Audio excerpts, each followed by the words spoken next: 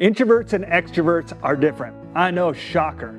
And what makes an extrovert thrive will destroy us introverts and make us feel like something is wrong with us.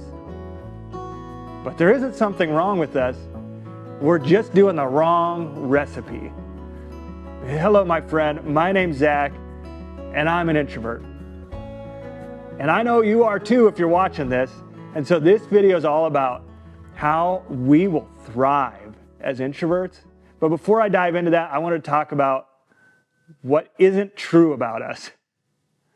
You know, I've had someone tell me that not to be too hard on myself when I told them I was an introvert, like there was something wrong with it. Or that an introvert needs to be shy, or a loner, or a curmudgeon. I mean, in this extroverted world where it's like extroversion is praised, I mean, it can look like introverts don't offer anything. And man, you have superpowers that I hope this will show you what to unleash. So let's dive in to what will make us thrive. Put it simply, extroverts are recharged around people. Introverts we're recharged alone or with super close, tight-knit relationships. See, here's the myth that I have fallen for as an introvert, is that I don't need people. You know, and that's not true. In fact, in Genesis, God is not speaking to just extroverts when he says to Adam, when he's created Adam, and he says, it is not good that man is alone. Okay, I just want to take you back there to Genesis in the Garden of Eden. Like, this is pre-eating the fruit before Adam and Eve screwed it up. This is perfection. I mean, lions are sitting there not eating gazelles. Gazelles are just gazelling around. And Adam is sitting there with God in perfect harmony with the creator of the universe. And it's not good that he's alone. And so Eve's created. And we say these verses at weddings, but this is much more than a marriage vow here. This is a truth of humans, that we need people, even introverts. But where we can fall into a trap is where we don't have proper rhythms. So, and as an introvert, we need rhythms alone and rhythms when we're around people. Extroverts need rhythms that they're around people and that they're alone.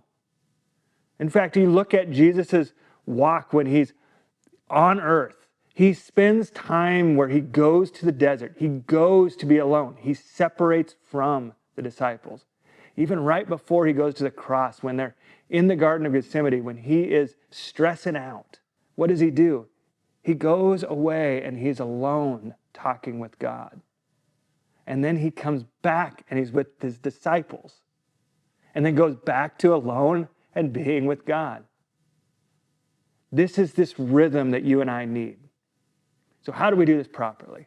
We do this properly by looking at our energy levels. See, you are physical, mental, and spiritual being. You have different parts of you. And what I want you to do is I want you to track where you're at. Like, do you feel filled up in those different areas, or are you drained?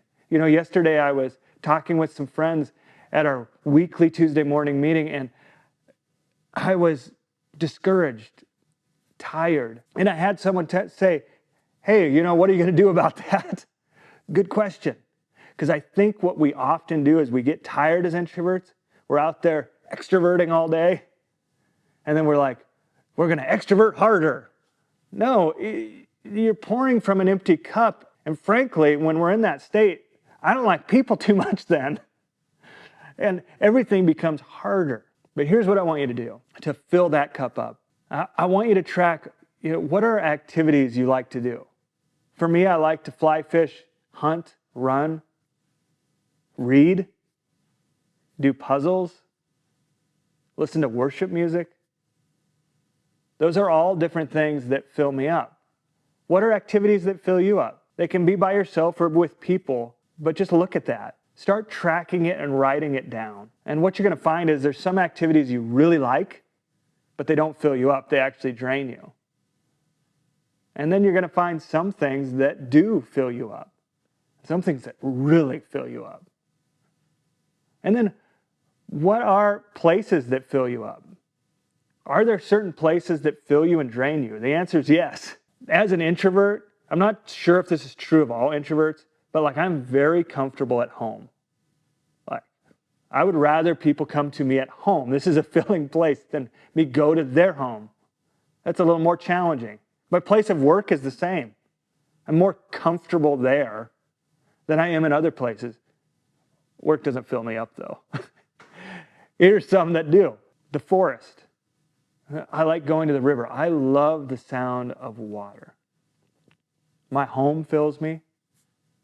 Even my town that I live in a small town that fills me. I chose to live in a small town because that was filling. A city sounds exhausting to me. Is it green spaces for you? Most likely you're going to get filled up as an introvert places there's less people around. An extrovert's going to go shopping and being around people. That might be a filling place. I know I have an extroverted friend.